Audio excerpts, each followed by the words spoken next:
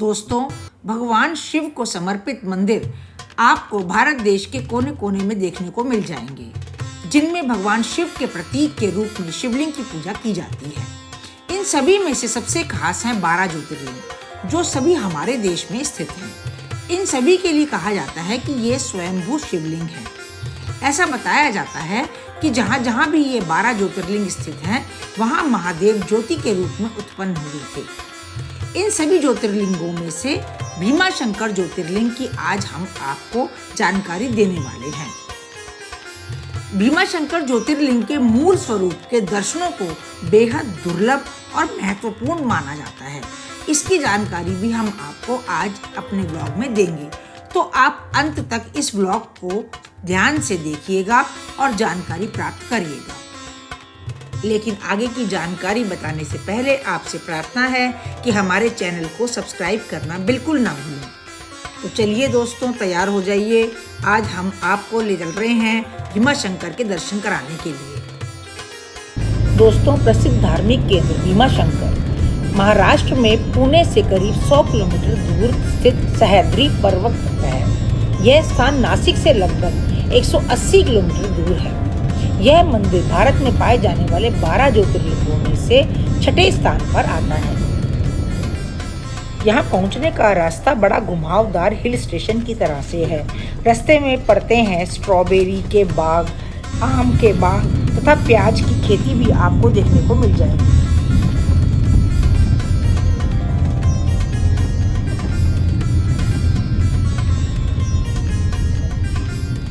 और ये देखिए, हम भीमाशंकर पहुंच गए। यह कच्चे रास्ते से अभी जाने का रास्ता बना हुआ है। पक्का रास्ता भी तैयार करा जा रहा है, उस पर काम चल रहा है। पर यहाँ से आपको करीबन आधा किलोमीटर दूर चलना पड़ेगा पैदल, फिर जाकर के आपको मंदिर दिखाई देगा। तो हम भी चल दिए। बस ये है कि थोड़ी धूप परेशान कर रही थी। वैसे यहाँ पर आप 12 महीने में कभी भी आ सकते हैं। ज़्यादातर भीड़ तो यहाँ पर सावन के महीने में ही होती है, लेकिन अभी यह मंदिर हमें खाली दिखा, इसलिए दर्शन भी जल्दी ही हो गए।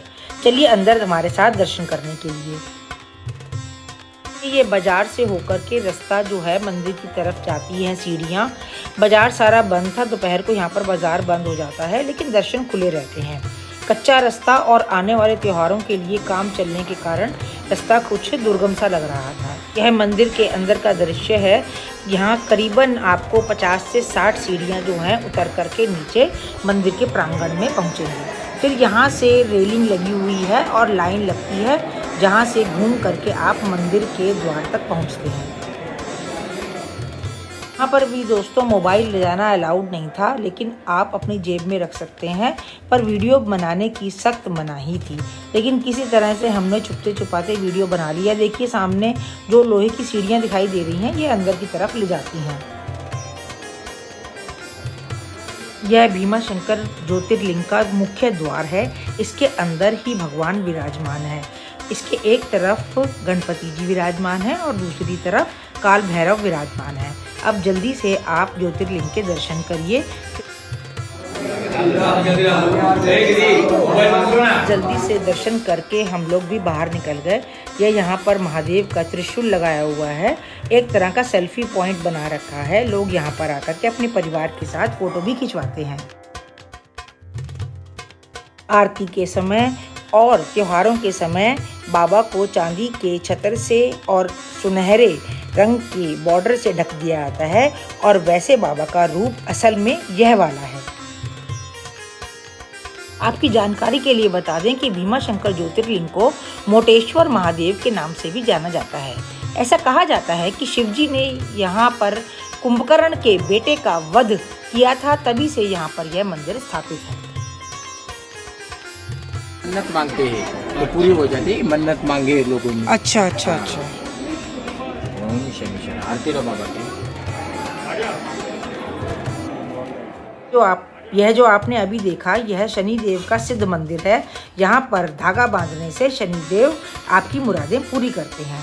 और फिर इस रास्ते से होते हुए हम बाहर की तरफ आ गए। वैसे यहाँ पर VIP टिकट से 500 रुपये का शुल्क लेकर के भी आप लाइन में लग सकते हैं, लेकिन मैंने नहीं लिया क्योंकि वह 2 किलोमीटर लंबी लाइन थी। बल्कि मैंने आधे घंटे से भी कम समय में दिव्य भावनाओं के साथ दर्शन करे। बरसात के मौसम में यह पहाड़ी स्थान हरियाली से भर जाता है।